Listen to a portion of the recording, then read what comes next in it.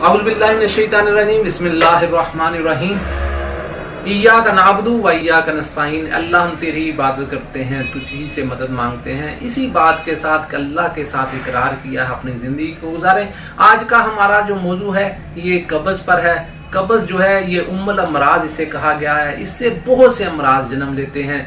तो कब्ज़ के लिए मैं आपको आसान और घरेलू चीजें आपको बताता हूँ। कुछ चीजें आपके घर में भी होंगी और कुछ आप पंसार की दुकान से आसानी से बहुत सस्ती मिल जाती हैं। पनीर रोटी आप ले लें 100 ग्राम ले लें, कलवंजी 100 ग्राम ले लें और सना मक्खी आप 100 ग्राम ले लें। इन तीनों चीजों को आप पीस लें।